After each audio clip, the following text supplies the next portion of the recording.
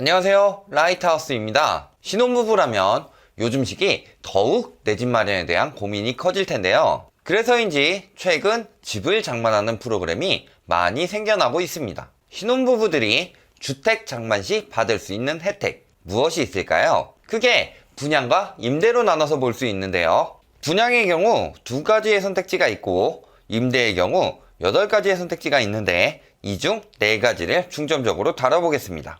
우선 분양이든 임대든 신혼부부 혜택을 받기 위해서는 공통적으로 결혼 후 7년 이내 또는 입주까지 혼인신고가 가능해야 하며 무주택 세대여야 합니다. 분양은 신혼희망타운과 신혼부부 특별공급이 있는데요. 기본적으로 청약통장 가입한 지 6개월 이상이어야 하며 소득은 신혼희망타운의 경우 월평균 소득의 120% 이하, 신혼부부 특별공급의 경우 공공주택은 100% 이하, 민영주택은 120% 이하여야 하죠. 이 분양단지들의 장점은 어린이집 등의 육아특화시설이 많이 구비되어 있다는 점이죠. 그리고 신혼희망타운은 연 1.3%의 고정금리, 특별공급도 신혼부부 전용 디딤돌 주택구입자금대출 등으로 최대 0.55%의 우대금리를 받을 수 있는 점도 큰 메리트입니다. 하지만 공통적인 단점으로 무주택의 기준이 60세 이하 본인 및 배우자의 직계 존비속이 무주택이어야 하는 만큼 조건을 맞추기 까다롭습니다.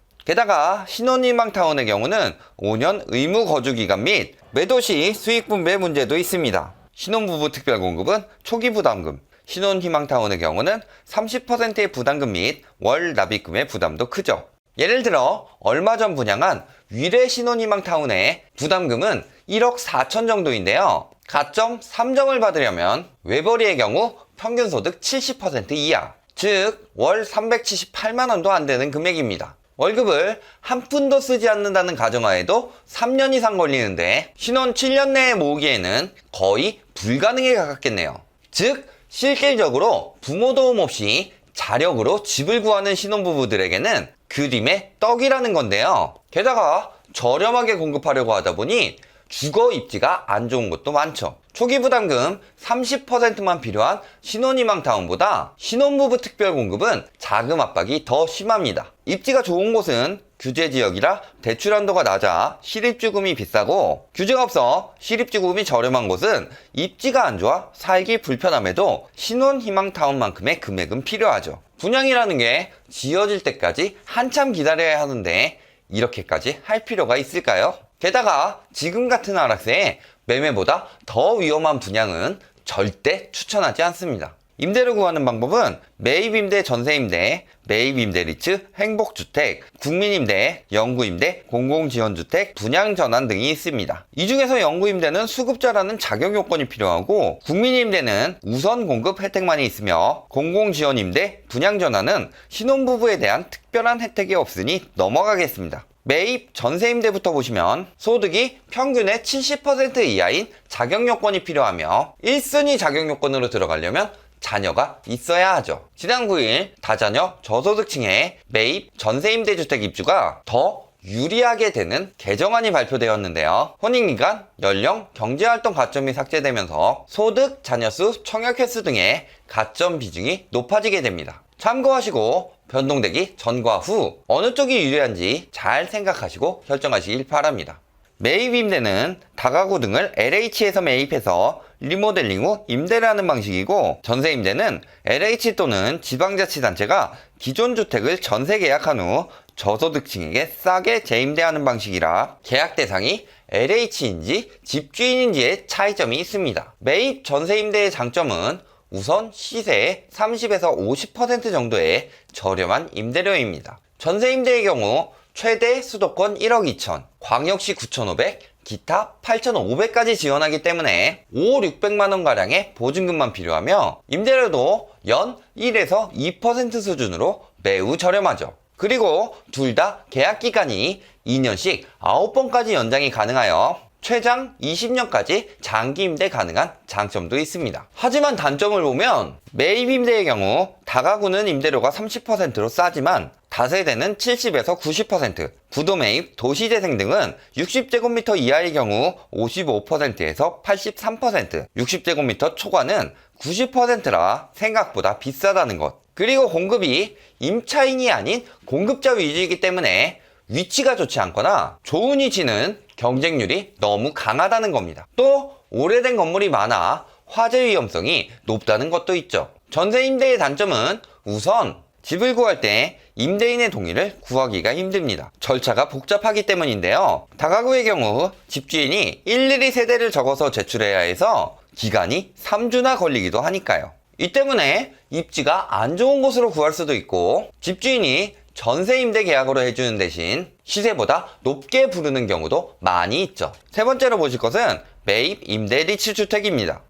주택도시기금이 리츠를 설립한 후 보증금과 기금으로 기존 주택을 매입해 LH에 위탁하면 시세의 80에서 90% 이하로 임대를 하는 방법인데요. 자격 요건은 소득이 평균의 100% 이하여야 하죠. 장점은 연 2% 수준의 저렴한 임대료로 거주할 수 있으며 아파트만 취급하기 때문에 거주 환경이 좋습니다. 반대로 단점은 임대 가능 기간이 2년씩 최장 10년까지만 연장 가능해 매입 전세 임대 주택에 비해 짧습니다. 그리고 매입 가격의 50%가 보증금으로 들어가기 때문에 오히려 초기 부담금은 신혼희망 타운보다도 심하죠. 마지막으로 보실 행복주택은 대학생, 신혼부부, 사회초년생을 위해 직장과 학교가 가까운 곳에 임대료가 저렴한 도시명 아파트를 공급하는 방식인데요. 자격 요건은 소득이 평균의 100% 이하입니다. 장점이라면 아파트라 편하고 도시 내부에 지어져 입지 및 편의시설, 커뮤니티 시설이 좋습니다. 하지만 단점은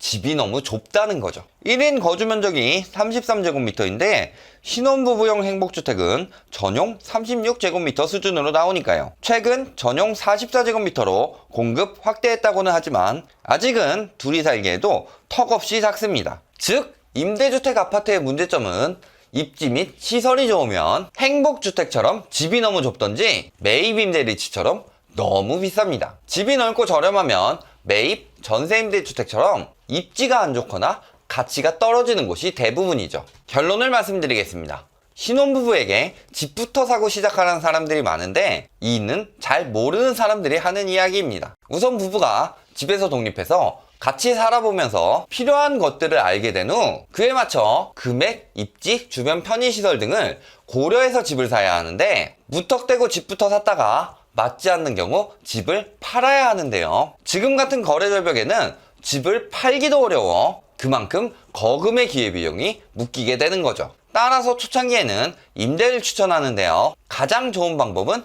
입지나 시설이 좋은 전세 임대주택으로 들어가는 것입니다. 발품을 많이 팔아야 하는 단점은 있지만 저렴하게 살면서 재산을 모으기도 좋고 집이 마음에 들면 최장 20년까지 안정적으로 거주할 수 있으니까요. 게다가 집주인에게도 최대 60만원까지 도배장판 지원비도 나오며 8년 이상의 장기 계약 시 480만원에서 800만원의 수리비도 지원되기 때문에 나쁘지 않죠. 만일 전세 임대주택을 못 구할 경우 차선책으로 행복주택이 있는데 자녀가 있을 경우는 너무 좁으니 자녀 계획이 없는 분만 들어가시는 게 좋습니다. 일반적으로 신혼부부들은 결혼을 준비하면서 이때부터 본격적으로 부동산에 대해 공부하기 때문에 기존의 매매나 전세만 생각하고 혜택에 대해서는 잘 모른 채 덜컥 집부터 계약하는 분들도 많죠. 그래서 지금까지 신혼부부들이 받을 수 있는 혜택에 대해 정리해 봤는데요. 주변에 집부터 사라는 몇 마디 말에 넘어가 힘들게 모아왔던 청약통장을